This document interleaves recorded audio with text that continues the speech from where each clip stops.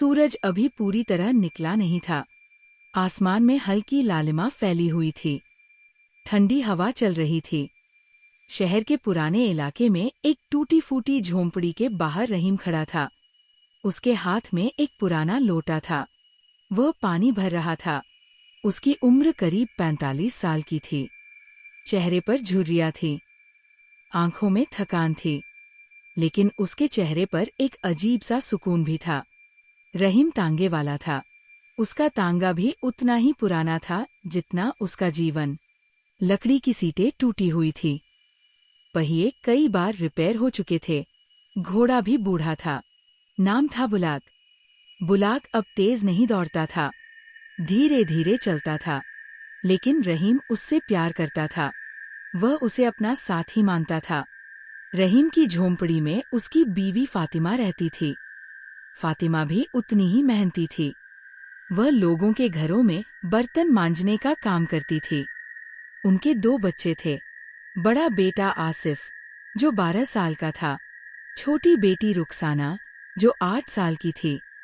दोनों बच्चे स्कूल नहीं जा पाते थे। पैसे नहीं थे। आसिफ छोटे-मोटे काम करता था। दुकानों पर सामान रखने में मदद करता था। रुखसाना घर पर रहती थी। माँ के साथ काम में हाथ बंटाती थी। रहीम रोज सुबह 4 बजे उठता था। वजू करता था। नमाज पढ़ता था। फिर बुलाक को दाना पानी देता था। तांगे की सफाई करता था। जब तक सूरज निकलता, वह तांगा लेकर शहर के मुख्य चौराहे पर पहुंच जाता था। वहां वह सवारी का इंतजार करता था। आजकल तांगे का काम ठीक नहीं चल रहा था। शहर में रिक्शे आ गए थे। ऑटो रिक्शे भी आने लगे थे। लोग अब तांगे में कम बैठते थे। कभी-कभी पूरे दिन में 2-3 सवारी ही मिलती थी। रहीम को कई बार खाली हाथ घर लौटना पड़ता था। फिर भी वो हिम्मत नहीं हारता था। हर रोज वो उसी जगह खड़ा रहता था। इंतजार करता था। एक दिन की बात है। दोपहर का वक्त था। धूप तेज थी। रहीम अपने तांगे के पास बैठा था। उसने सिर पर एक पुराना गमछा बांध रखा था। बुलाक एक पेड़ के नीचे खड़ा था। दोनों इंतजार कर रहे थे। तभी एक बूढ़ी औरत आई। उसके हाथ में एक पोटली थी। वो बहुत कमजोर लग रही थी। उसने रहीम से कहा, बेटा, मुझे बाजार की उस तरफ जाना है। रहीम ने पूछा, कहाँ जाना है अम्मा? बूढ़ी औरत ने एक जगह का नाम बताया। वो जगह शहर के दूसरे छोर पर थी। रहीम ने सोचा, वह जगह काफी दूर थी। उसने पूछा, कितना दोगी अम्मा? बूढ़ी औरत ने अपनी पोटली खोली। उसमें कुछ सिक्के थे। उसने गिने। बोली, बेटा, मेरे पास बस इतना ही है। 10 रुपए। 10 रुपए उस दूरी के लिए बहुत कम थे। रहीम जानता था। लेकिन वो बूढ़ी औरत को देखता रहा। उसकी आंखों में बेबसी थी। रहीम ने सोचा। फिर उसने कहा, ठीक है अम्मा, बैठ जाओ। बूढ़ी औरत की आंखों में खुशी आ गई। उसने कहा, अल्लाह तुम्हें खुश रखे बेटा। रहीम ने तांगा चलाया। रास्ते में बूढ़ी औरत बोलती रही। उसने बताया कि उसका बेटा शहर के उस छोर पर रहता है। वह बीमार है। वह उसे देखने जा रही है। रहीम चुपचाप सुनता रहा। कभी-कभी हमें सिर हिला देता था।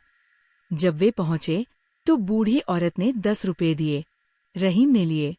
बूढ़ी औरत उतर गई। रहीम वापस मुड़ा। उसने सोचा कि 10 रुपए में तो बुलाक का चारा भी मुश्किल से आएगा। लेकिन उसके चेहरे पर कोई परेशानी नहीं थी। वह जानता था कि उसने सही किया है। शाम हो गई। रहीम घर लौटा।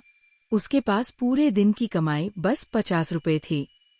फातिमा ने पूछा, आज कैसा रहा? रहीम ने कहा, ठीक था। वो ज्यादा कुछ नहीं बोला। फातिमा समझ गई। उसने कुछ नहीं कहा। उसने रात का खाना बनाया। रोटी और प्याज। बस इतना ही था। चारों लोगों ने खाया। कोई शिकायत नहीं की। ऐसे ही दिन गुजर रहे थे। कुछ हफ्ते बीत गए। रहीम की हालत और खराब हो गई। एक दिन बुलाक बीमार पड़ गया। रहीम ने उसे दवा दी। लेकिन दवा के पैसे के लिए उसे एक साहूकार से कर्ज लेना पड़ा। साहूकार का नाम शर्मा जी था। वह बहुत सख्त आदमी था। उसने कहा, रहीम, 1 महीने में लौटा देना, नहीं तो सूद बढ़ता रहेगा। रहीम ने हाँ में सिर हिलाया। उसे कोई और रास्ता नहीं था। उसने दवा खरीदी, बुलाक को दी। कुछ दिनों में बुलाक ठीक हो गया, लेकिन रहीम के सिर पर कर्ज का बोझ आ गया। महीना बीत गया, रहीम कर्ज नहीं लौटा सका। शर्मा जी ने उसे बुलाया। बोला, रहीम, पैसे कहाँ हैं? रहीम ने हाथ जोड़े। बोला, शर्मा जी, अभी इंतजाम नहीं हो पाया, कुछ दिन और दे दो। शर्मा जी ने गुस्से में कहा, कुछ दिन? तुम लोग यही करते हो, कर्ज लेते हो और फिर बहाने बनाते हो। अब सूद लगेगा, समझे? रहीम चुप रहा। वह जानता था कि कुछ बोलने से फायदा नहीं। वह चुपचाप वहां से चला गया। उसके दिल में चिंता थी, लेकिन उसने अल्लाह पर भरोसा रखा। एक रात की बात है। रहीम रात को देर से घर लौटा। उसे एक लंबी सवारी मिली थी। वह थका हुआ था। उसने बुलाक को बांधा, उसे पानी दिया। फिर वह अपनी झोंपड़ी में गया। सब सो चुके थे। उसने खाना खाया। फिर वो बाहर आया। उसने सोचा कि थोड़ी देर बाहर बैठकर हवा खा ले। आसमान में तारे चमक रहे थे, ठंडी हवा चल रही थी। रहीम बैठा हुआ सोच रहा था।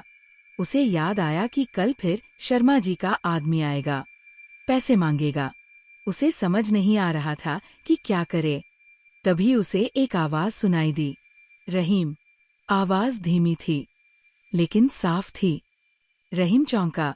उसने इधर-उधर देखा, कोई नहीं था। उसने सोचा कि शायद उसे भ्रम हुआ। वो फिर बैठ गया। फिर आवाज आई, रहीम, मैं यहाँ हूँ। रहीम ने फिर से देखा। इस बार उसने ध्यान से देखा। उसे झोंपड़ी के पास एक परछाई दिखी। वह उठा। डर लग रहा था, लेकिन वो वहां गया।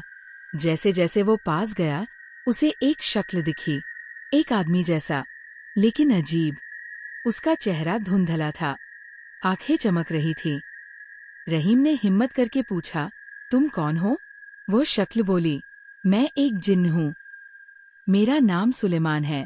रहीम के पैर कांपने लगे। उसने कई बार जिन्नों के बारे में सुना था, लेकिन कभी देखा नहीं था। उसने बिस्मिल्लाह पढ़ा। फिर उसने पूछा, तुम यहाँ क्यों आए हो?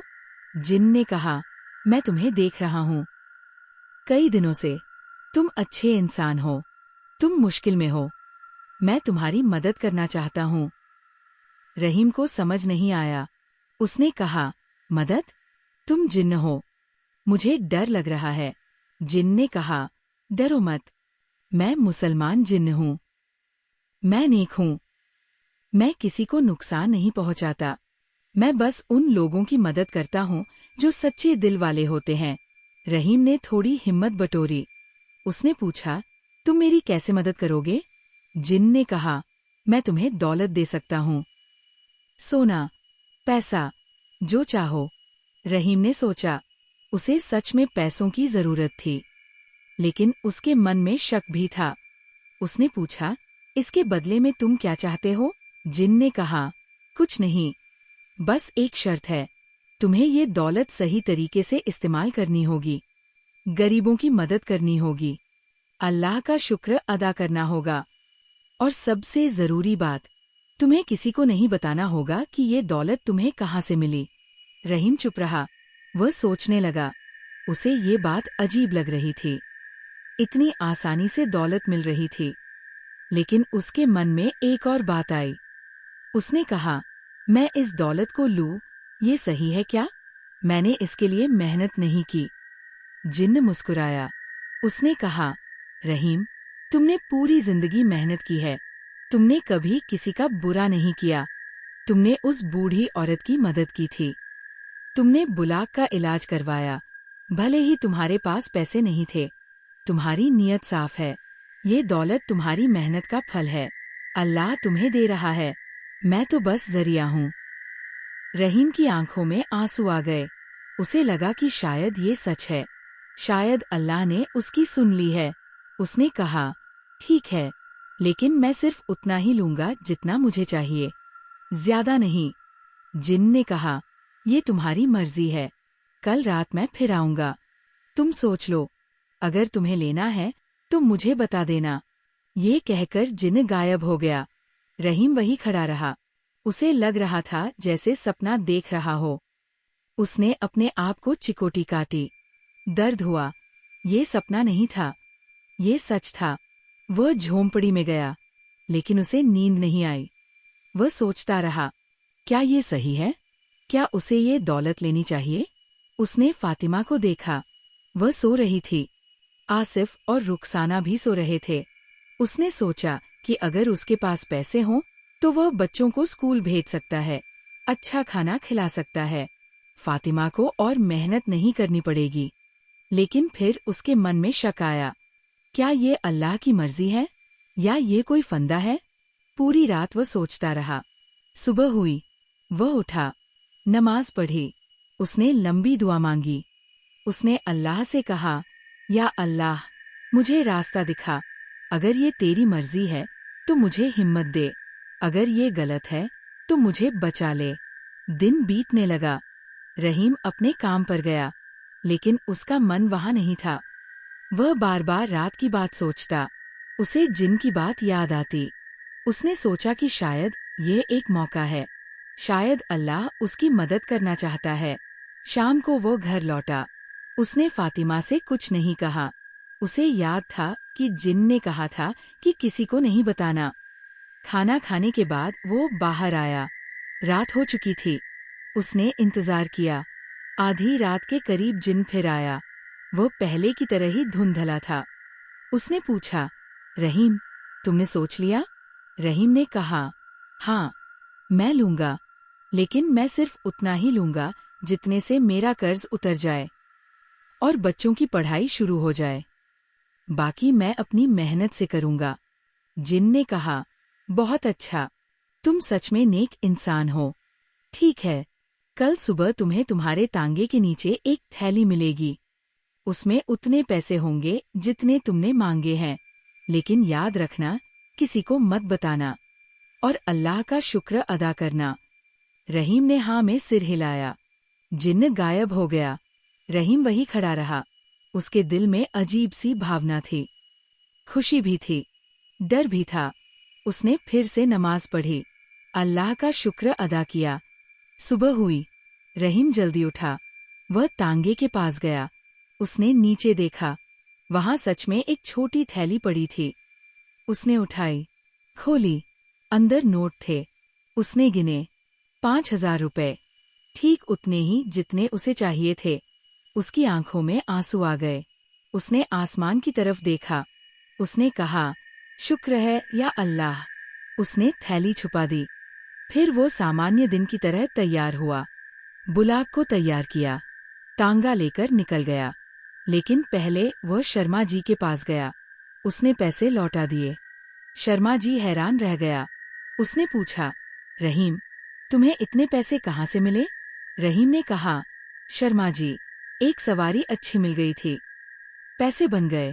शर्मा जी को शक हुआ, लेकिन उसने कुछ नहीं कहा। उसने पैसे ले लिए। रहीम वहां से निकल गया।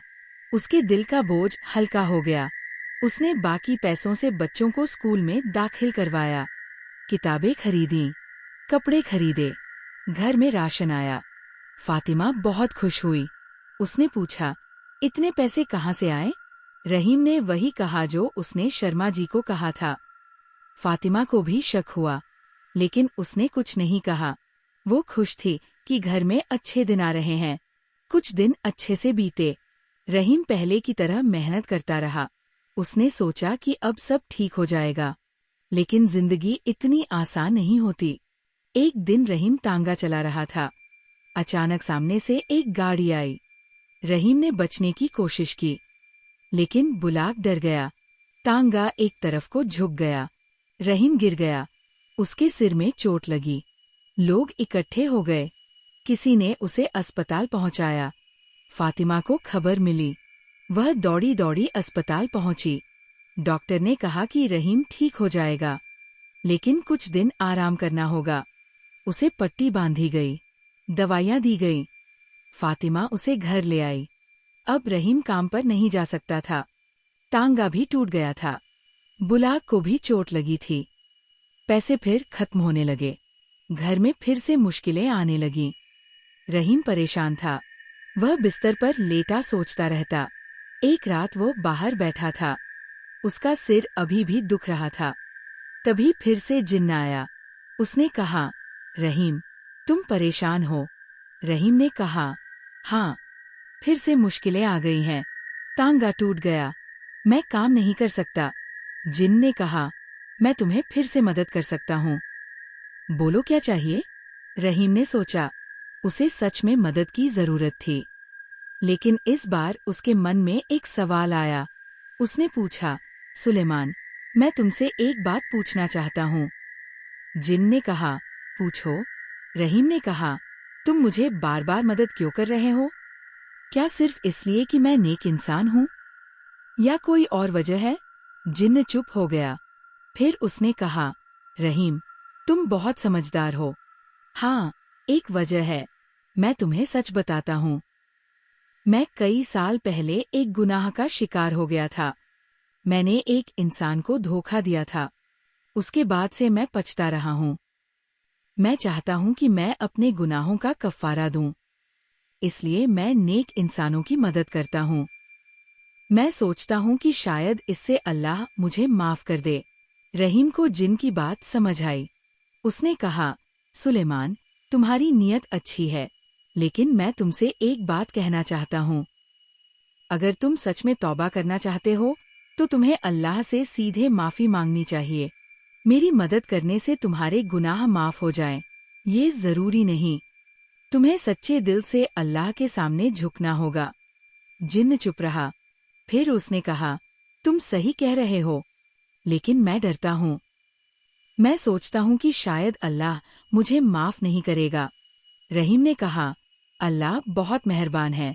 वो हर गुनाहगार को माफ कर सकता है। बस तुम्हें सच्चे दिल से मांगना होगा।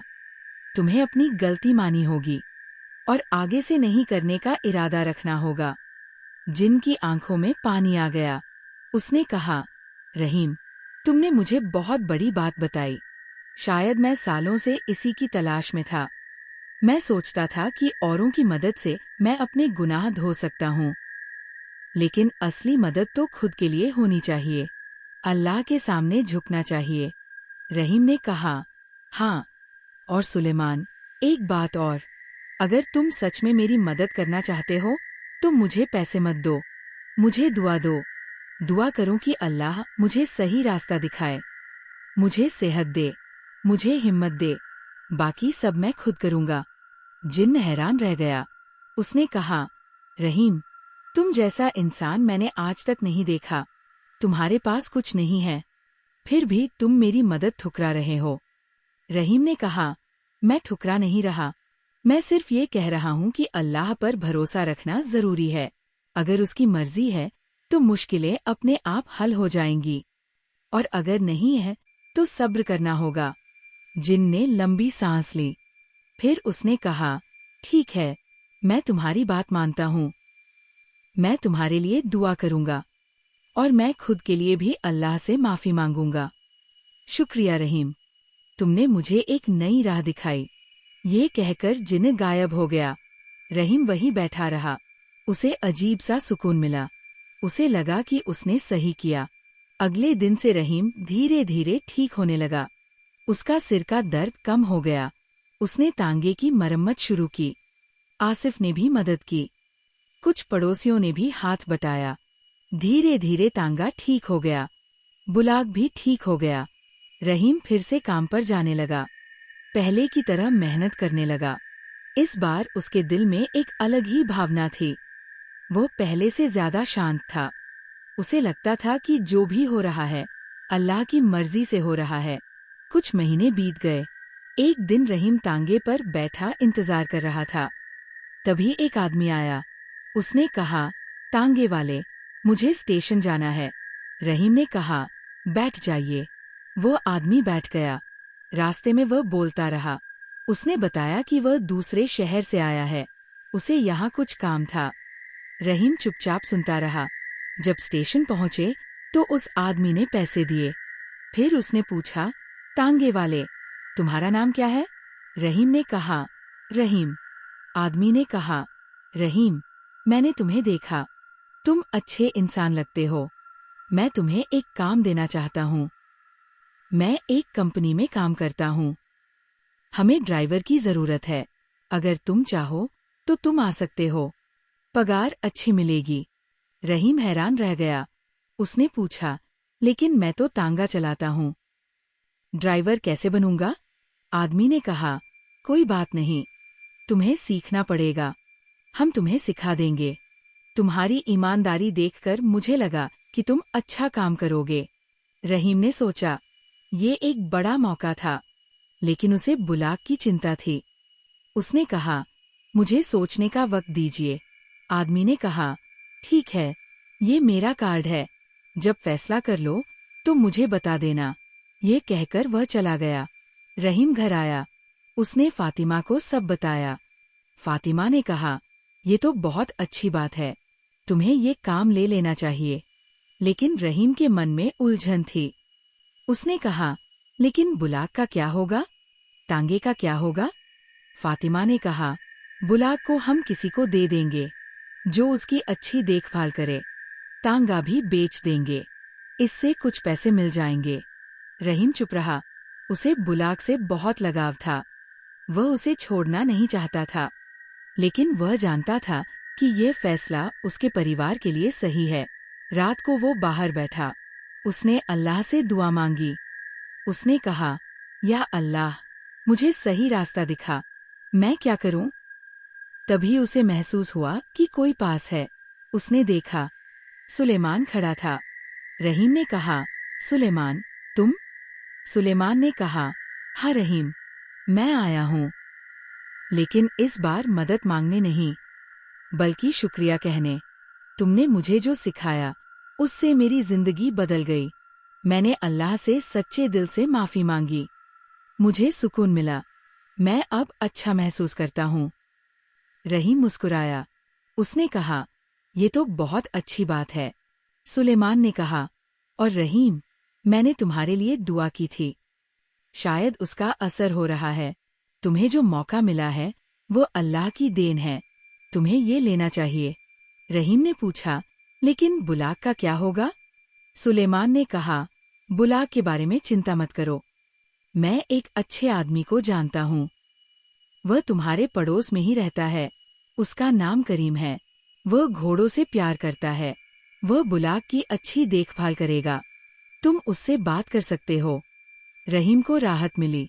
उसने कहा, शुक्रिया सुलेमान, तुमने मेरी बहुत मदद की।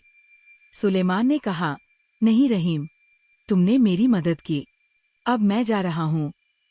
शायद हम फिर नहीं मिलेंगे, लेकिन मैं हमेशा तुम्हारे लिए दुआ करता रहूंगा। ये कहकर सुलेमान गायब हो गया। रहीम वहीं बैठा रहा। उसे अजीब सा लगा, लेकिन उसके दिल में सुकून था। अगले दिन रहीम ने करीम से बात की। करीम ने बुलाक को रखने के लिए हाँ कर दी। रहीम ने बुलाक को उसे सौंप दिया। बुलाक को छोड़ते वक्त उसकी आंखों में आंसू आ गए।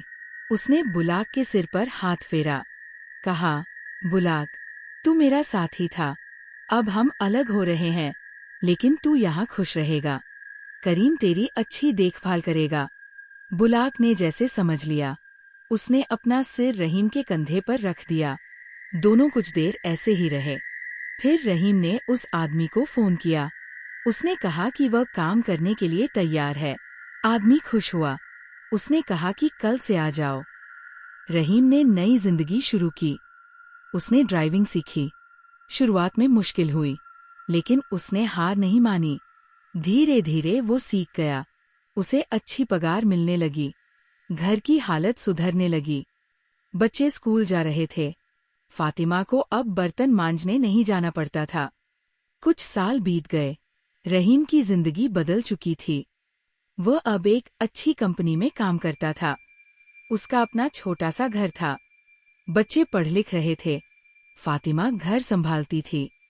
सब खुश थे, लेकिन रहीम को अभी भी पुराने दिन याद आते थे। वह बुलाक को याद करता था। कभी कभी वह करीम के पास जाता था। बुलाक को देखता था। बुलाक भी उसे देखकर खुश होता था। वह उसके पास आता था। रहीम उसे सहलाता था। एक दिन रहीम बाजार से घर जा रहा था। रास्ते में उसने एक बूढ़े आदमी को देखा। वह रास्ते के किनारे बैठा था। उसके सामने एक कटोरा रखा था। वो भीख मांग रहा था। रहीम रुका।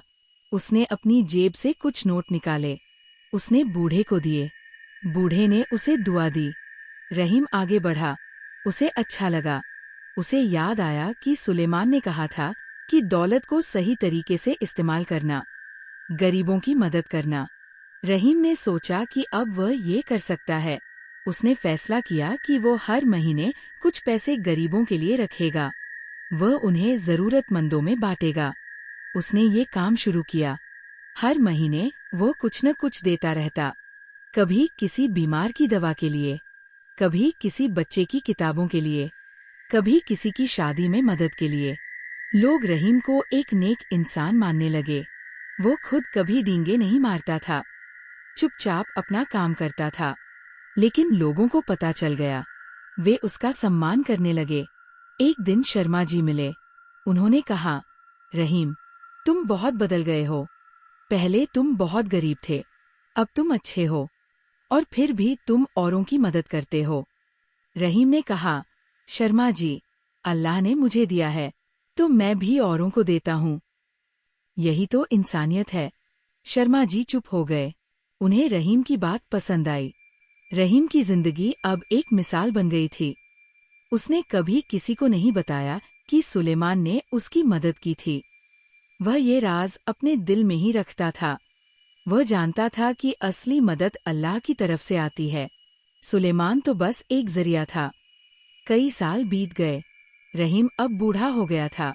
उसके बाल सफेद हो चुके थे, लेकिन उसका दिल अभी भी जवान था। वो अभी भी काम करता था, अभी भी गरीबों की मदद करता था। आसिफ अब बड़ा हो गया था। उसने भी एक अच्छी नौकरी पा ली थी। रुखसाना की शादी हो गई थी। फातिमा खुश थी। उसके चेहरे पर संतोष था। एक रात रहीम अपने घर की छत पर बैठा था। आसमान में तारे चमक रहे थे। ठंडी हवा चल रही थी। उसे पुराने दिन याद आ रहे थे।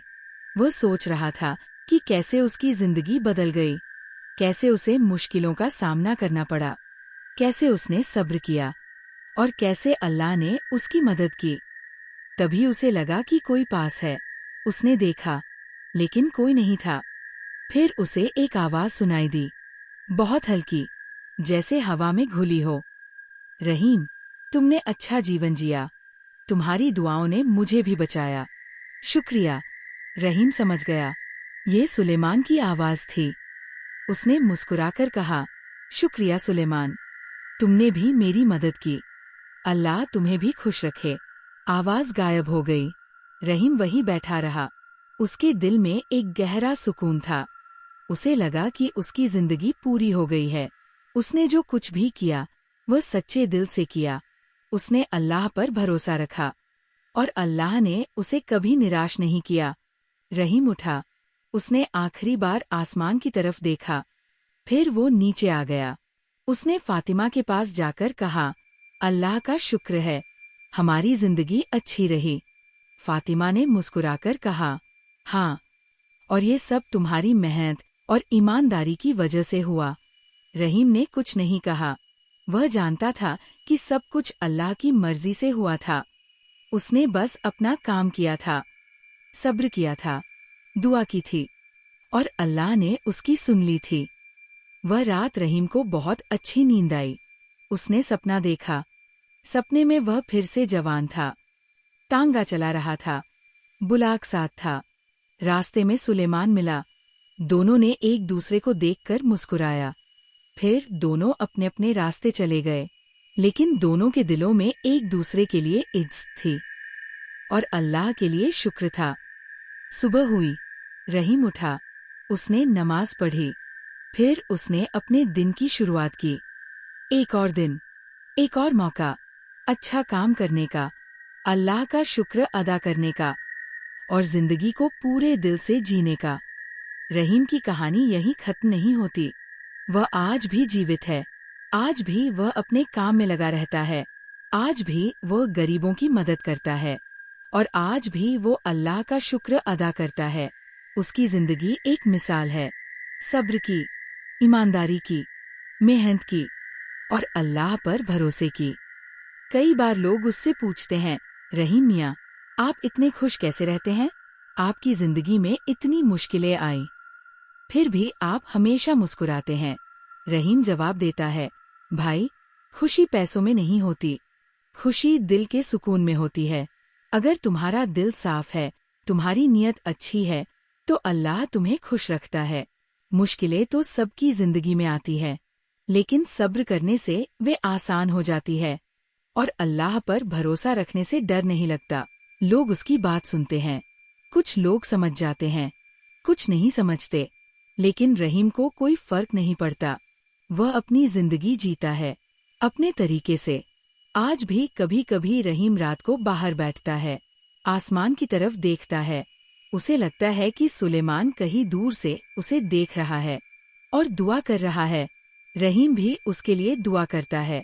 वो कहता है, या अल्लाह, सुलेमान को भी खुश रख। उसने अपने गुनाहों की माफी मांगी, उसने अच्छे काम किए, उसे माफ कर दे। और फिर रहीम अपने घर में चला जाता है, अपने परिवार के पास, जो उसकी असली दौलत है, उसकी खुशी है, उसकी जिंदगी है। रहीम की कहानी हमें सिखाती है कि जिंदगी में मुश्किलें आती है, लेकिन सब्र और मेहनत से सब कुछ हल हो जाता है। अल्लाह पर भरोसा रखना जरूरी है और सबसे जरूरी बात, दूसरों की मदद करना कभी मत भूलो, क्योंकि जो देता है अल्लाह उसे और देता है। रहीम आज भी जब कभी किसी गरीब को देखता है तो रुक जाता है, उसकी मदद करता है।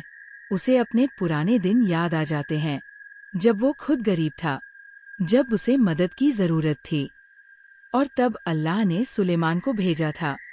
आज रहीम खुद किसी के लिए सुलेमान बन जाता है, किसी की मदद करता है, किसी को हिम्मत देता है। यही तो जिंदगी है, एक दूसरे की मदद करना, एक दूसरे के काम आना और अल्लाह का शुक्र अदा करना। रहीम ने ये सीख ली है और वह इसे आगे बढ़ाता है। उसके बच्चे भी यही सीख रहे हैं।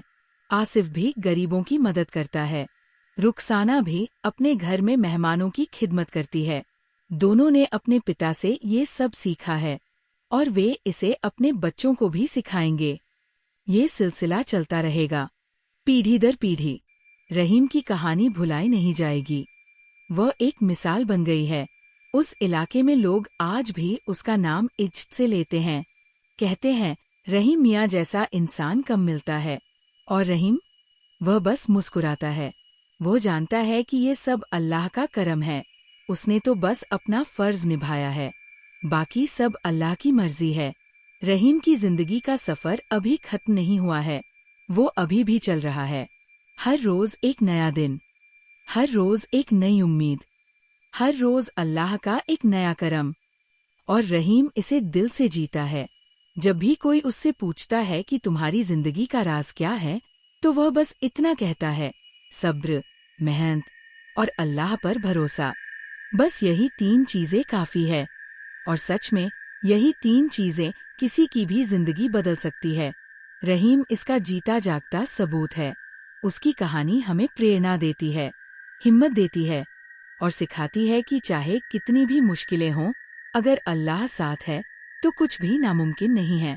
रहीम आज भी हर रोज सुबह उठता है, अल्लाह का शुक्र अदा करता है, नमाज पढ़ता है और फिर अपने दिन की शुरुआत करता है।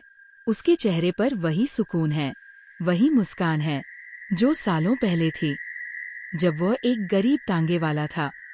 आज वो गरीब नहीं है, लेकिन उसके दिल में वही सादगी है, वही ईमानदारी है, वही नेकी है। यही उसकी असली दौलत है, यही उसकी असली पहचान है। और सुलेमान, वो कहाँ है आज? कोई नहीं जानता। शायद वह भी अपनी जिंदगी जी रहा है, शायद वह भी किसी और की मदद कर रहा है, शायद उसने भी अल्लाह की माफी पाली है और अब वह सुकून से है।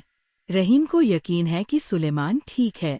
वह जानता है कि जो सच्चे दिल से अल्लाह के सामने झुकता है, अल्लाह उसे कभी निराश नहीं करता, चाहे वो इंसान हो या जिन्न। रहीम की कहानी यहीं समाप्त होती है। एक सादा सी कहानी, एक गरीब तांगे वाले की, जिसने जिंदगी में कई मुश्किलें देखीं, लेकिन हार नहीं मानी। जिसने एक जिन से दोस्ती की और उसे सही रास्ता दिखाया। जिसने सब्र किया, मेहनत की और अल्लाह पर भरोसा रखा। और अंत में अल्लाह ने उसे वह सब दिया जो उसके लिए बेहतर था। उसे खुशी मिली, सुकून मिला, इज्जत मिली और एक अच्छी जिंदगी मिली। यही तो जिंदगी का असली मकसद है। सब्र से काम लेना, मेहनत करना, नेकी करना और अल्लाह का शुक्र अदा करना।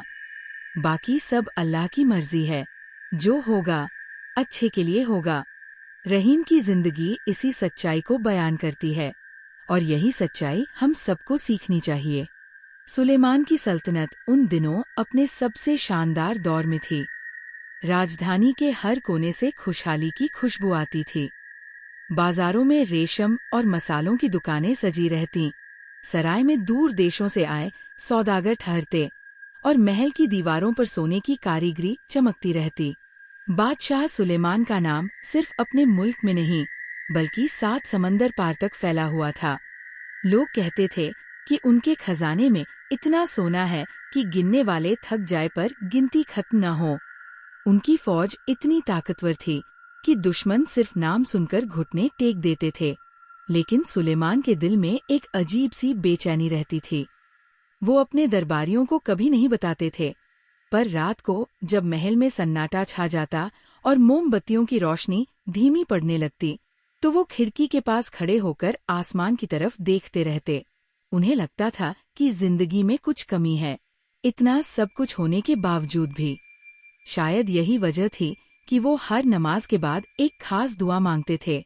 वो दुआ किसी और ने कभी नहीं सुनी थी। राजधानी के बाहर, शहर की आखिरी गली में, एक छोटी सी टूटी हुई झोंपड़ी थी।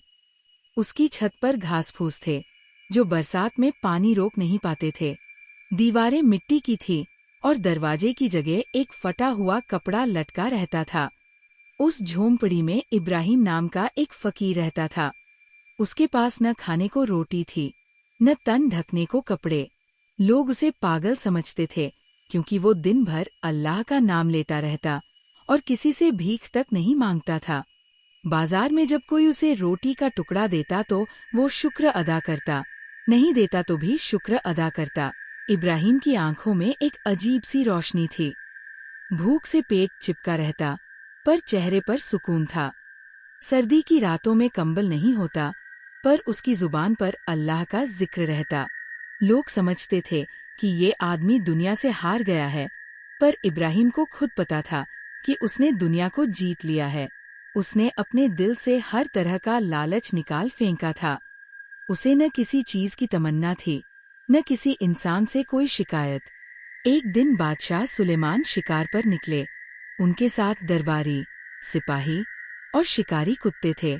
घोड़ों की टापों से जमीन कांप रही थी। शिकार करते करते वो शहर से बहुत दूर निकल गए। जंगल घना था और रास्ता भटकाने वाला। धूप तेज हो गई थी और सुलेमान को प्यास लगी। उन्होंने अपने सिपाहियों को पानी लाने का हुक्म दिया। एक सिपाही घोड़ा दौड़ाकर पास की बस्ती की तरफ गया। वहां कुछ झोंपड़ियां थीं और उन्हीं में से एक में इब्राहिम बैठा हुआ था। सिपाही ने जोर से आवाज लगाई, कोई है? बादशाह सलामत को पानी चाहिए। इब्राहिम बाहर आया। उसके कपड़े फटे हुए थे और चेहरे पर धूल जमी थी, लेकिन उसकी आंखों में एक अजीब सी चमक थी। उसने झुककर सलाम किया और बोला, बादशाह सलामत को यहाँ बुला लाओ, मेरे पास पानी है। सिपाही हैरान रह गया, इस फटेहाल आदमी की इतनी हिम्मत कि बादशाह को यहाँ बुलाए? लेकिन प्यास इतनी सख्त थी कि उसने वापस जाकर बादशाह को बता दिया। सुलेमान मुस्कुराए और बोले, चलो देखते हैं कौन है ये शख्स। जब बादशाह सुलेमान घोड़े से उतरकर उस झोंपड़ी के सामने पहुंचे तो इब्राहिम ने एक मिट्टी का घड़ा उठाया और एक टूटे हुए प्याले में पानी डाला। पानी ठंडा और साफ था। सुलेमान ने पानी पिया और उन्हें लगा कि जिंदगी में इतना मजेदार पानी कभी नहीं पिया। उन्होंने इब्राहिम की तरफ देखा और पूछा, तुम कौन हो? इब्राहिम ने जवाब दिया, मैं एक फकीर हूँ, बादशाह सलामत, अल्लाह का बंदा। सुलेमान ने उसकी झोंपड़ी की तरफ देखा। टूटी दीवारें, घास फूस की छत, कोई सामान नहीं, सिर्फ एक पुराना बोरा बिछा हुआ था जिस पर वो सोता होगा। सुलेमान के दिल में कुछ हलचल हुई। उन्होंने पूछा, तुम्हारे पास कुछ नहीं है, तुम इतने सुकून से कैसे रहते हो? इब्राहिम ने मुस्कुराकर जवाब दिया, बादशाह सलामत, मेरे पास सब कुछ है, अल्लाह का नाम है, सांस लेने को हवा है, पीने को पानी है, और सबसे बड़ी बात, मेरे दिल में सुकून है। इससे बढ़कर और क्या चाहिए? सुलेमान कुछ देर चुप रहे, फिर बोले, तुम्हारी कोई तमन्ना नहीं, कोई ख्वाहिश नहीं? इब्राहिम ने अपनी आंखें आसमान की तरफ उठाईं और बोला, बस एक दुआ है, अल्लाह मुझे अपनी राह पर चलने की ताकत दे, बस इतनी सी ख्वाहिश। सुलेमान के दिल में कुछ गहरा सा असर हुआ। उन्होंने अपने सिपाही को आवाज दी और कहा, इस फकीर को 100 अशर्फियाँ दो। सिपाही ने एक थैली निकाली और इब्राहिम के सामने रख दी। सोने की अशर्फियाँ चमक रही थी। इब्राहिम ने थैली की तरफ देखा, फिर बादशाह की तरफ। उसने धीरे से मुस्कुराकर कहा, बादशाह सलामत, ये अल्लाह की देन है, मैं इसे कबूल करता हूँ।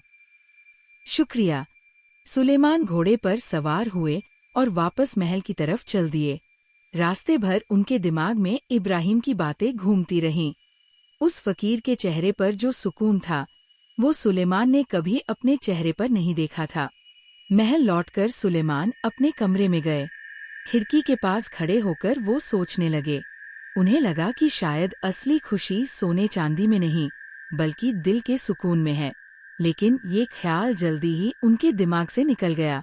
दरबार की भागदौड़, फौज की तैयारी, दूसरे राजाओं से मिलने की व्यवस्था, सब कुछ पहले जैसा चलने लगा। इब्राहिम ने उन 100 अशर्फियों को देखा। उसने सोचा कि अल्लाह ने ये दौलत भेजी है तो जरूर कोई वजह होगी।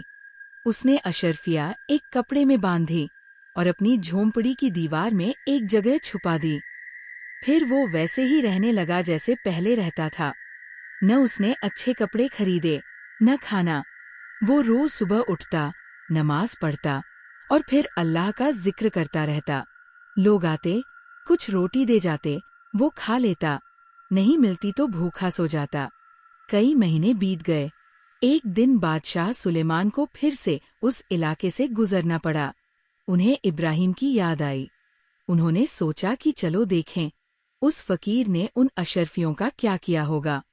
शायद अब उसकी झोंपड़ी ठीक हो गई होगी, शायद उसने अच्छे कपड़े पहने होंगे। जब सुलेमान उस झोंपड़ी के पास पहुंचे तो उन्हें यकीन नहीं आया। वही टूटी झोंपड़ी, वही घास फूस की छत, और इब्राहिम वैसे ही फटे कपड़ों में बाहर बैठा हुआ था। सुलेमान घोड़े से उतरे और इब्राहिम के पास गए। इब्राहिम, सुलेमान ने पूछा, मैंने तुम्हें 100 अशर्फियाँ दी थी, तुमने उनका क्या किया? इब्राहिम ने मुस्कुराकर जवाब दिया, बादशाह सलामत, वो अशर्फियाँ अभी भी वही है जहां मैंने रखी थी, मैंने उन्हें छुआ नहीं। सुलेमान हैरान रह गए। क्यों? तुमने उनका इस्तेमाल क्यों नहीं किया? तुम्हारी झोंपड़ी टूटी हुई है, कपड़े फटे हुए हैं। इब्राहिम ने जवाब दिया, बादशाह सलामत, अल्लाह ने जो दिया वो मैंने संभाल कर रख लिया, लेकिन मेरी ज़रूरतें वही है जो पहले थीं। मुझे ज्यादा की जरूरत नहीं। अल्लाह रोज मुझे रोटी देता है, पानी देता है, मैं खुश हूँ। सुलेमान के दिल में एक अजीब सी कसक हुई। उन्हें गुस्सा आया। उन्होंने सोचा कि ये फकीर पागल है, इतनी दौलत देने के बावजूद भी इसने कुछ नहीं किया।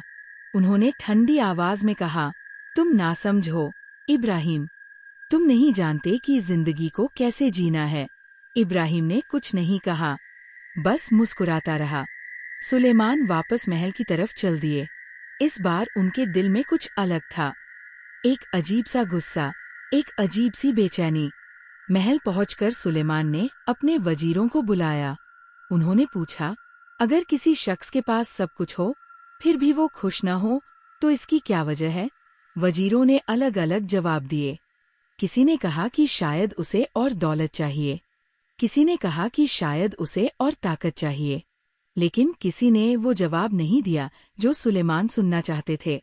रात हुई तो सुलेमान फिर से अपनी खिड़की के पास खड़े हो गए।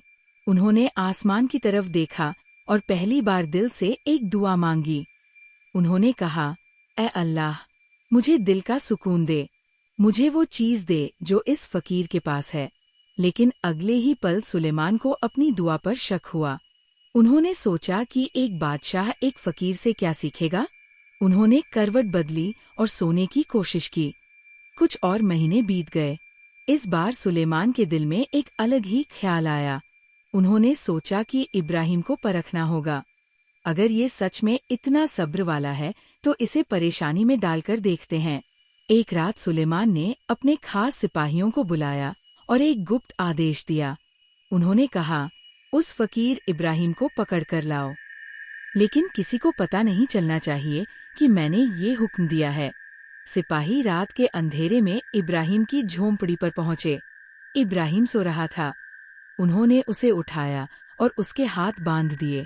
इब्राहिम ने विरोध नहीं किया। उसने बस इतना पूछा, क्या हुआ भाई, मैंने क्या गुनाह किया? सिपाहियों ने जवाब नहीं दिया। उन्होंने इब्राहिम को महल के नीचे बने एक अंधेरे कमरे में बंद कर दिया। वो कमरा इतना छोटा था कि खड़े होने की जगह भी मुश्किल से थी। कोई खिड़की नहीं, कोई रोशनी नहीं, सिर्फ अंधेरा। इब्राहिम ने अपनी आंखें बंद कर ली और अल्लाह का नाम लेने लगा। उसे समझ नहीं आया कि ये सब क्यों हो रहा है, लेकिन उसने शिकायत नहीं की। उसने सोचा कि अल्लाह की मर्जी होगी। 2 दिन बीत गए। इब्राहिम को न खाना मिला, न पानी। तीसरे दिन एक सिपाही आया और उससे पूछा, तुम्हारी क्या गलती है? इब्राहिम ने कहा, मुझे नहीं पता, लेकिन जो भी हो, अल्लाह की मर्जी है। सिपाही ने उसकी बात बादशाह तक पहुंचाई। सुलेमान ने सोचा कि अभी तक ये टूटा नहीं। उन्होंने आदेश दिया कि इब्राहिम को और 2 दिन वैसे ही रखा जाए। 5वें दिन जब सिपाही उस कमरे में गया तो इब्राहिम को बेहोश पाया। उसके होंठ सूख गए थे और चेहरा पीला पड़ गया था। सिपाही ने उसे पानी पिलाया। इब्राहिम की आंखें खुलीं। उसने पानी पिया और धीरे से मुस्कुराया। उसने कहा, शुक्र है अल्लाह का। सिपाही ने बादशाह को इसकी खबर दी।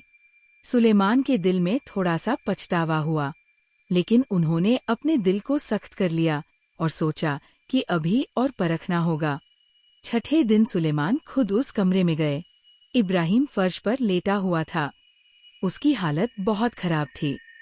सुलेमान ने उससे पूछा, इब्राहिम, अब भी तुम्हारे दिल में सुकून है? इब्राहिम ने अपनी कमजोर आवाज में जवाब दिया, हाँ बादशाह सलामत। अल्लाह ने मुझे ये परीक्षा दी है, मैं इसे कबूल करता हूँ। सुलेमान को गुस्सा आया। उन्होंने कहा, तुम पागल हो। तुम नहीं जानते कि मैंने तुम्हें यहाँ क्यों रखा है। मैं तुम्हें तोड़ना चाहता हूँ। मैं देखना चाहता हूँ कि तुम्हारा सब्र कहाँ तक है। इब्राहिम ने आंखें बंद कर ली और बोला, बादशाह सलामत, आप भी अल्लाह का बंदा है और मैं भी। अगर आपने मुझे यहाँ रखा है तो भी अल्लाह की मर्जी है। अगर आप मुझे मार दें तो भी अल्लाह की मर्जी है। सुलेमान के दिल में एक तीर सा चुभा। उन्हें लगा कि ये फकीर उनसे ज्यादा ताकतवर है। उन्होंने सिपाहियों को आदेश दिया कि इब्राहिम को छोड़ दो और उसे वापस उसकी झोंपड़ी पर पहुंचा दो। इब्राहिम को उठाकर ले जाया गया। उसे एक घोड़ा गाड़ी में बिठाया गया और वापस उसकी झोंपड़ी पर छोड़ दिया गया। इब्राहिम ने अपनी झोंपड़ी में कदम रखा, जमीन पर लेट गया और अल्लाह का शुक्र अदा किया। सुलेमान उस रात सो नहीं पाए। उनके दिल में बेचैनी बढ़ती जा रही थी। उन्हें लगा कि उन्होंने कुछ गलत किया है, लेकिन उनकी अकड़ उन्हें माफी मांगने से रोक रही थी। कुछ हफ्ते बीत गए। सुलेमान की सल्तनत में सब कुछ ठीक चल रहा था, लेकिन बादशाह के दिल में एक अजीब सी खामोशी थी। वो दरबार में बैठते, फैसले करते, लेकिन उनका मन कहीं और होता। एक दिन एक दरबारी ने खबर दी कि पड़ोसी राज्य का राजा उनसे मिलने आ रहा है। सुलेमान ने भव्य स्वागत की तैयारी करवाई। महल को सजाया गया, दावत का इंतजाम किया गया। जब वो राजा आया तो सुलेमान ने उसका गर्मजोशी से स्वागत किया। दोनों ने मिलकर बहुत सी बातें की। राजा ने कहा, सुलेमान, तुम्हारी सल्तनत की चमक दूर दूर तक फैली हुई है, लेकिन मैंने सुना है कि तुम्हारे यहाँ एक फकीर है जो बहुत खास है। सुलेमान को हैरानी हुई। उन्होंने पूछा, तुमने कैसे सुना? राजा ने कहा, मेरे सौदागर तुम्हारे शहर में व्यापार करने आते हैं। उन्होंने उस फकीर के बारे में बताया। कहते हैं कि वो फकीर जिंदगी का असली राज जानता है। सुलेमान के दिल में फिर से वही कसक उठी। उन्होंने मुस्कुराकर कहा, हाँ, वो एक अजीब शख्स है। राजा ने कहा, मैं उससे मिलना चाहता हूँ। सुलेमान ने मना नहीं किया। अगले दिन वो राजा को लेकर इब्राहिम की झोंपड़ी पर पहुंचे। इब्राहिम बाहर बैठा हुआ था। उसकी हालत पहले से थोड़ी बेहतर थी, लेकिन अभी भी वो कमजोर दिख रहा था। राजा ने इब्राहिम से पूछा, तुम कौन हो? इब्राहिम ने जवाब दिया, मैं एक फकीर हूँ। अल्लाह का बंदा। राजा ने कहा, लोग कहते हैं कि तुम जिंदगी का राज जानते हो। बताओ मुझे, वो राज क्या है? इब्राहिम ने कुछ देर सोचा, फिर बोला, जिंदगी का राज सब्र में है। जो इंसान सब्र कर सके वो सब कुछ पा सकता है, और जो अल्लाह पर भरोसा रखे उसे किसी चीज की कमी नहीं होती। राजा ने मुस्कुराकर कहा, तुम्हारी बातें सुनने में अच्छी लगती हैं, लेकिन तुम्हारी हालत देखकर नहीं लगता कि तुम्हें कुछ मिला है। इब्राहिम ने जवाब दिया, मुझे वो मिला है जो सबसे कीमती है, दिल का सुकून। सुलेमान चुपचाप सब सुन रहे थे। उनके दिल में तूफान चल रहा था। राजा ने इब्राहिम को कुछ सोने के सिक्के दिए और वापस चले गए। रात को जब महल में सब सो गए, तो सुलेमान फिर से अपनी खिड़की के पास खड़े हो गए। उन्होंने आसमान की तरफ देखा और इस बार दिल से एक सच्ची दुआ मांगी। उन्होंने कहा, ऐ अल्लाह, मुझे माफ कर दे। मैंने गुरूर किया, मैंने एक बेगुनाह को तकलीफ दी। मुझे दिल का सुकून दे। लेकिन दुआ मांगने के बाद भी सुलेमान के दिल में सुकून नहीं आया। वो समझ नहीं पा रहे थे कि क्या करें। अगले कुछ महीने सुलेमान की जिंदगी में अजीब सी बेचैनी रही। वो काम करते, फैसले करते, लेकिन उनका मन नहीं लगता था। उन्हें हर वक्त लगता कि कुछ गलत हो रहा है। एक दिन खबर आई कि पड़ोसी राज्य ने सुलेमान की सीमा पर हमला कर दिया है। सुलेमान ने अपनी फौज को तैयार किया और युद्ध के मैदान में उतर गए। युद्ध भयंकर था। दोनों तरफ से सिपाही लड़ रहे थे। तलवारों की खनक, घोड़ों की हिनहिनाहट और घायलों की चीखें, सब कुछ अफरातफरी में था। सुलेमान खुद युद्ध के मैदान में थे। वो बहादुरी से लड़ रहे थे, लेकिन तभी एक दुश्मन सिपाही ने उन पर वार किया। सुलेमान ने बचने की कोशिश की, लेकिन तलवार उनकी बाह को छू गई। खून बहने लगा।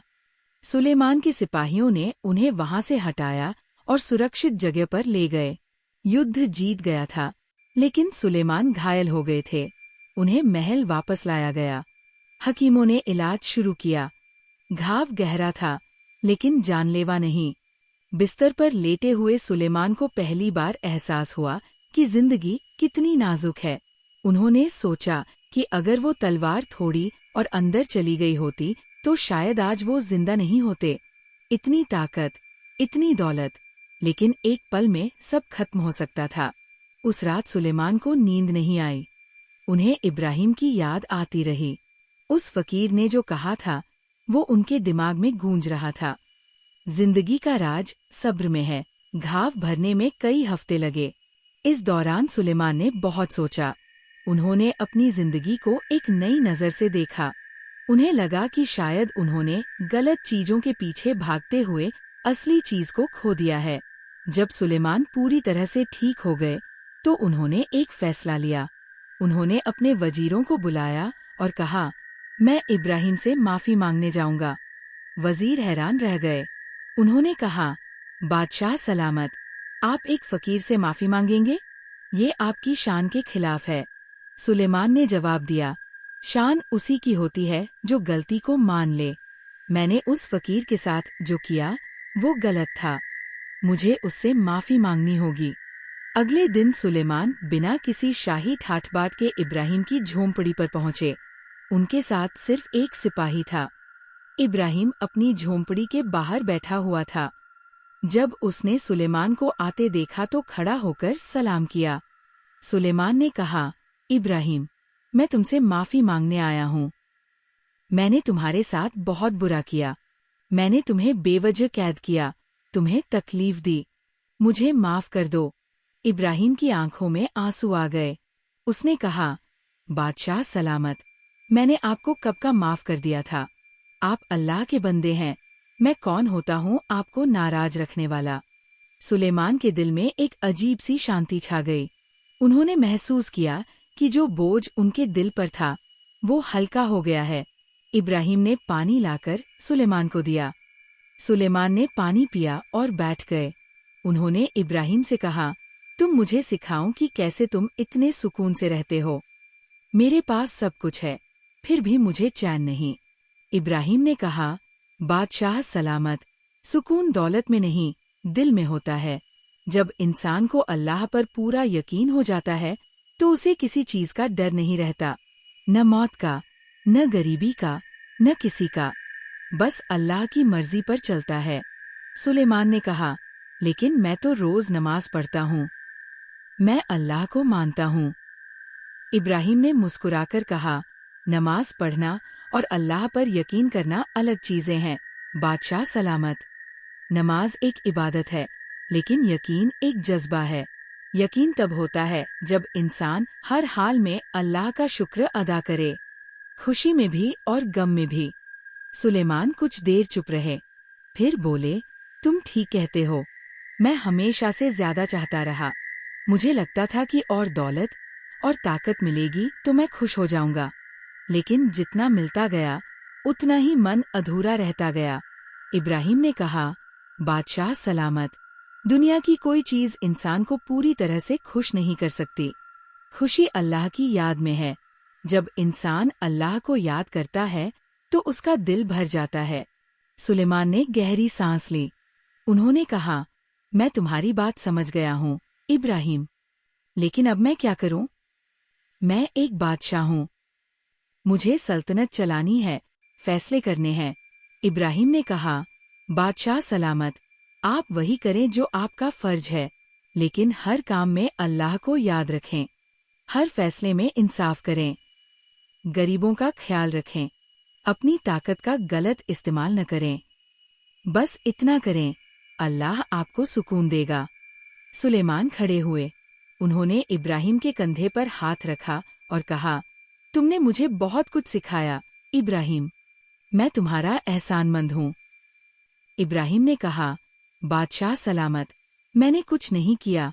अल्लाह ने आपको यहाँ भेजा और मेरी जुबान से वो बोला जो उसे मंजूर था।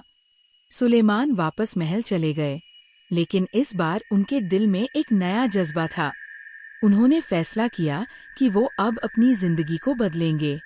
अगले दिन से सुलेमान ने अपने तरीके बदलने शुरू कर दिए। उन्होंने दरबार में एक नया आदेश दिया कि हर हफ्ते एक दिन वो खुद गरीबों की फरियाद सुनेंगे। कोई भी गरीब आदमी सीधे बादशाह के पास आकर अपनी बात कह सकता था। उन्होंने अपने खजाने से एक हिस्सा गरीबों में बांटने का फैसला किया। उन्होंने शहर में मुफ्त लंगर खुलवाया जहां गरीबों को खाना मिलता था। उन्होंने बेघर लोगों के लिए आश्रय बनवाए। धीरे धीरे सुलेमान की सल्तनत में बदलाव आने लगा। लोग खुश थे। उन्हें लगा कि बादशाह अब उनका ख्याल रखते हैं, लेकिन सुलेमान के दिल में अभी भी थोड़ी सी बेचैनी थी। उन्हें लगता था कि कुछ और करना बाकी है। एक दिन सुलेमान ने इब्राहिम को महल में बुलाया।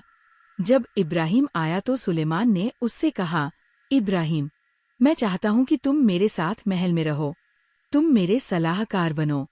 इब्राहिम ने मुस्कुराकर कहा, बादशाह सलामत, मैं एक फकीर हूँ। महल मेरे लिए नहीं है। मैं अपनी झोंपड़ी में खुश हूँ। सुलेमान ने कहा, लेकिन तुम्हारे पास कुछ नहीं है। तुम यहाँ रहोगे तो तुम्हें सब सुविधाएं मिलेंगी। इब्राहिम ने कहा, बादशाह सलामत, सुविधाएं इंसान को खुश नहीं कर सकती। खुशी दिल की चीज है। मैं अपनी झोंपड़ी में खुश हूँ क्योंकि वहाँ मुझे अल्लाह की याद आती है। महल में शायद मैं वो खुशी न पा सकूं। सुलेमान को समझ आ गया। उन्होंने कहा, ठीक है इब्राहिम, तुम जहाँ खुश हो वही रहो, लेकिन मैं समय पर तुमसे मिलने आता रहूंगा। इब्राहिम ने कहा, आप हमेशा स्वागत हैं, बादशाह सलामत। इब्राहिम वापस अपनी झोंपड़ी चला गया और सुलेमान अपने महल में रहे। लेकिन अब उनके बीच एक रिश्ता बन गया था, एक ऐसा रिश्ता जो दौलत या ओहदे से नहीं, बल्कि दिल की समझ से बना था। महीने बीतते गए, सुलेमान की सल्तनत और भी मजबूत होती गई। लेकिन अब सुलेमान का तरीका बदल गया था। वो हर फैसले में इंसाफ करते, गरीबों का ख्याल रखते और अपनी ताकत का सही इस्तेमाल करते। एक दिन एक बूढ़ा आदमी दरबार में आया। उसकी हालत बहुत खराब थी। उसने सुलेमान से फरियाद की कि उसकी जमीन एक अमीर आदमी ने जबरदस्ती छीन ली है। सुलेमान ने उस अमीर आदमी को बुलाया। उस अमीर आदमी ने दलीलें दी, कागजात दिखाए। लेकिन सुलेमान ने गहराई से जांच की और पाया कि वो कागजात झूठे थे। सुलेमान ने फैसला सुनाया कि जमीन उस बूढ़े आदमी की है और उसे वापस की जाए। साथ ही उस अमीर आदमी को सजा दी गई। ये खबर पूरे शहर में फैल गई। लोगों ने कहा, बादशाह सुलेमान अब सच में इंसाफ करते हैं। वो अमीर गरीब में फर्क नहीं करते। सुलेमान की प्रशंसा दूर दूर तक फैलने लगी।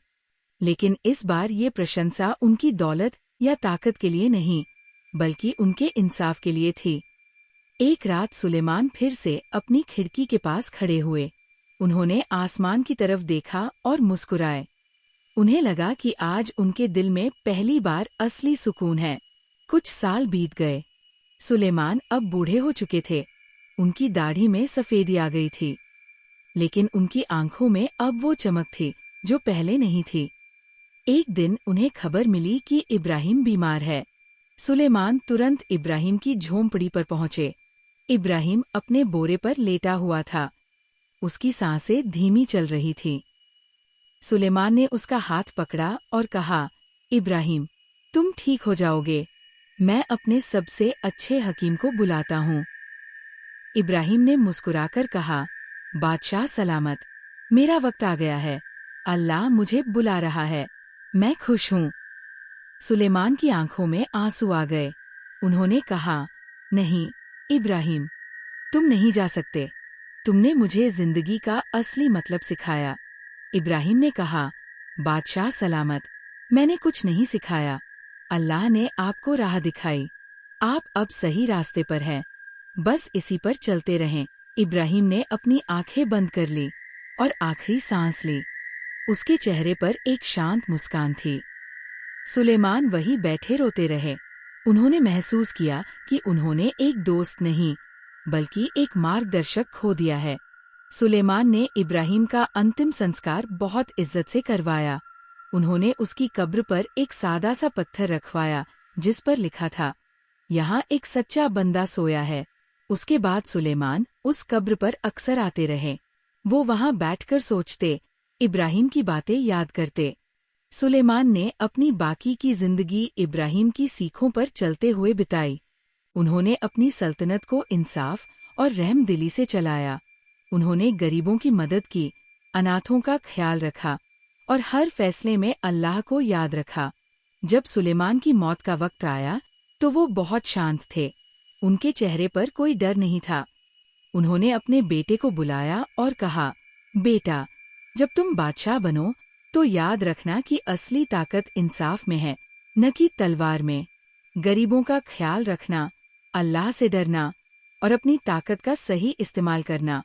उनके बेटे ने सिर झुकाकर कहा, मैं आपकी बात मानूंगा अब्बू। सुलेमान ने अपनी आंखें बंद कर ली और आखिरी सांस ली। उनके चेहरे पर भी वही शांत मुस्कान थी जो इब्राहिम के चेहरे पर थी। सुलेमान की मौत की खबर पूरी सल्तनत में फैल गई। लोग रोए। उन्होंने कहा, हमने एक महान बादशाह खो दिया, लेकिन उन्होंने हमें बहुत कुछ सिखाया। सुलेमान के बेटे ने बादशाहत संभाली। उसने अपने पिता की सीखों को याद रखा और उसी तरह सल्तनत चलाई। सालों बाद जब लोग सुलेमान की कहानी सुनाते तो वो इब्राहिम का भी जिक्र करते। वो कहते, एक फकीर ने एक बादशाह को जिंदगी का असली मतलब सिखाया और उस बादशाह ने अपनी सल्तनत को इंसाफ और रहमदिली से भर दिया। इब्राहिम की वो झोंपड़ी अब भी वही थी। लोगों ने उसे तोड़ा नहीं, उसे एक याद के तौर पर छोड़ दिया। कभी कभी लोग वहां जाते और इब्राहिम को याद करते। उन्हें लगता कि उस झोंपड़ी में अभी भी कुछ खास है। सुलेमान के बेटे ने एक बार इब्राहिम की झोंपड़ी को देखा और सोचा कि शायद यहाँ एक स्मारक बनवाना चाहिए। लेकिन फिर उसे अपने पिता की बात याद आई। सुलेमान ने कहा था, इब्राहिम को किसी स्मारक की जरूरत नहीं, उसकी सीख ही उसका स्मारक है। तो उसने झोंपड़ी को वैसे ही रहने दिया। समय बीतता गया, सल्तनतें बदलीं, बादशाह आए और गए, लेकिन सुलेमान और इब्राहिम की कहानी लोगों के दिलों में रह गई। बूढ़े लोग अपने पोते पोतियों को ये कहानी सुनाते। वो कहते, देखो बच्चों, जिंदगी में सबसे बड़ी चीज दौलत नहीं, बल्कि दिल का सुकून है। और सुकून तब मिलता है जब इंसान सही रास्ते पर चले। बच्चे पूछते, दादाजी, सही रास्ता क्या है? बूढ़े जवाब देते, सही रास्ता वो है जहाँ इंसाफ हो, रहमदिली हो और अल्लाह का डर हो। बस इतना समझ लो, बाकी सब अपने आप समझ आ जाएगा। इब्राहिम की कब्र पर अब भी लोग जाते थे। वो वहां दुआ मांगते, फूल चढ़ाते। कुछ लोग कहते थे कि इब्राहिम एक वली था, एक खास बंदा जो अल्लाह के बहुत करीब था। सुलेमान की कब्र भी शहर के बीचों बीच थी। वहां भी लोग जाते और उन्हें याद करते। लेकिन जब कोई सुलेमान की कब्र पर जाता तो वो इब्राहिम को भी याद करता। दोनों की कहानी अब एक हो गई थी। कभी कभी कोई मुसाफिर शहर में आता और पूछता, ये सुलेमान कौन थे?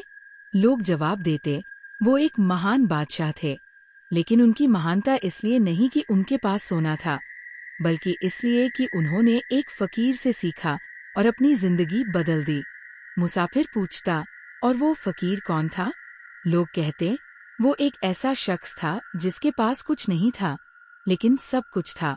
उसके पास दिल का सुकून था, और वही सबसे बड़ी दौलत है। इब्राहिम की झोंपड़ी के पास अब एक पेड़ उगाया था। लोग कहते थे कि वो पेड़ इब्राहिम की दुआओं से उगा है। वो पेड़ हर मौसम में हरा रहता था और उसकी छाया बहुत शांतिदायक थी।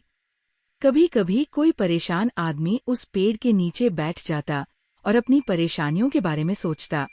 और अजीब बात ये थी कि थोड़ी देर में उसे जवाब मिल जाता। शायद इब्राहिम की रूह अभी भी वहां थी, लोगों की मदद कर रही थी। सुलेमान की सल्तनत कई पीढ़ियों तक चलती रही। हर बादशाह अपने बच्चों को सुलेमान और इब्राहिम की कहानी सुनाता, और हर बादशाह कोशिश करता कि वो भी सुलेमान की तरह इंसाफ करे। एक दिन एक नौजवान लड़का इब्राहिम की झोंपड़ी पर आया। वो बहुत परेशान दिख रहा था। उसने उस पेड़ के नीचे बैठकर रोना शुरू कर दिया। एक बूढ़ा आदमी वहां से गुजर रहा था। उसने लड़के को रोते देखा और पूछा, क्या हुआ बेटा? लड़के ने कहा, मेरी जिंदगी में कुछ नहीं है, न पैसा, न कोई काम। मैं बहुत परेशान हूँ। बूढ़े ने मुस्कुराकर कहा, बेटा, तुम सही जगह आए हो। ये इब्राहिम फकीर की झोंपड़ी है। यहाँ बैठकर सोचो कि तुम्हारे पास क्या है। जिंदगी, सेहत, सांस, इतना ही काफी है शुरुआत के लिए। लड़के ने पूछा, लेकिन मैं क्या करूं? कैसे अपनी जिंदगी बनाऊं? बूढ़े ने कहा, सब्र रखो, अल्लाह पर यकीन रखो और मेहनत करो। जो इंसान ये 3 चीजें करता है, अल्लाह उसकी मदद जरूर करता है। लड़का कुछ देर चुप रहा, फिर उसने कहा, शुक्रिया, मैं कोशिश करूंगा।